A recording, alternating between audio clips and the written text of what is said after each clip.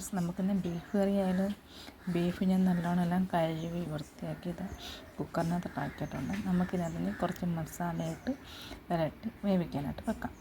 നമ്മൾ മസാലകളിടാം. ആദ്യം മുളക് പൊടി ഇടാവേ. മുളക് പൊടി എരിവുള്ളതാണെങ്കിൽ കുറച്ച് ഇടാവുള്ളൂ.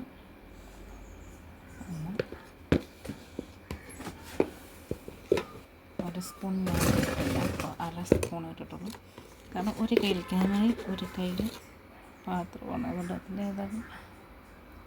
ഇത് അത്യാവശ്യം എരിയുള്ള മുളക് പൊടിയാണ്, അതുകൊണ്ട് ഞാൻ തോനെയിട്ടിട്ടില്ല, കുറച്ചേ ഉള്ളൂ. അതിനുശേഷം നമുക്ക് മഞ്ഞൾപ്പൊടി, അതിനുശേഷം മല്ലിപ്പൊടി,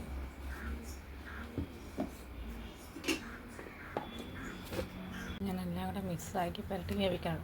വിട്ടുപോയ കുറച്ച് സാധനങ്ങളുണ്ട് പറയാനായിട്ട്. മല്ലിപ്പൊടി ഇട്ടിട്ടുണ്ട്, ഇതിനകത്ത് മീറ്റ് മസാല ഇട്ടിട്ട് ഉപ്പ് ഇട്ടതിന് ശേഷമാണ് പുരട്ടി വെച്ചേക്കുന്നത്.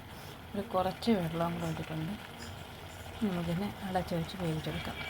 ബീഫ് കറിക്ക് വേണ്ടത് ഞാനൊരു 5 സവാള, ഇഞ്ചി, പച്ചമുളക്, വെളുത്തുള്ളി കുറച്ചെടുത്തിട്ടുണ്ട്. ഇത് ഇത്രയും.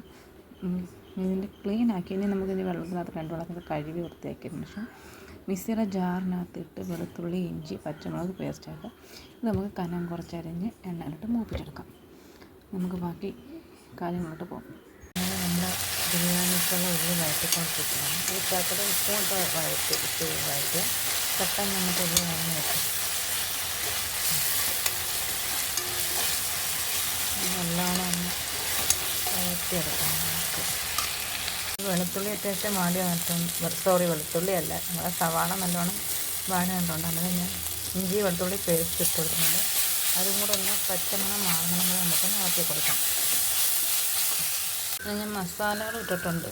മുളക് പൊടി, മല്ലിപ്പൊടി, മഞ്ഞൾപ്പൊടി, ഉലുവാപ്പൊടി, മീറ്റ് മസാല, ഇതെല്ലാം ഇട്ട് നല്ലോണം നമുക്ക് ഇതിനകത്ത് മിക്സാക്കി എടുക്കാം. ഒരു ഭാഗം ഞാൻ വീഡിയോയെടുക്കാൻ വിട്ടതാണ്. നമ്മുടെ മസാലയെല്ലാം കറക്റ്റ് പച്ചമുളകെല്ലാം മാറിയതിന് ശേഷം ബീഫ് ഇടുന്ന വീഡിയോ എടുത്തില്ല.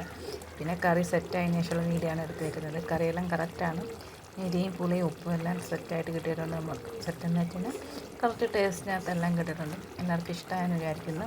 ഇഷ്ടപ്പെട്ടതിനെ ലൈക്ക് ചെയ്യണം, സബ്സ്ക്രൈബ് ചെയ്യണം, ഷെയർ ചെയ്യണം. ഇഷ്ടപ്പെട്ടില്ലെങ്കിൽ ഡിസ്ലൈക്കും ചെയ്യണേ.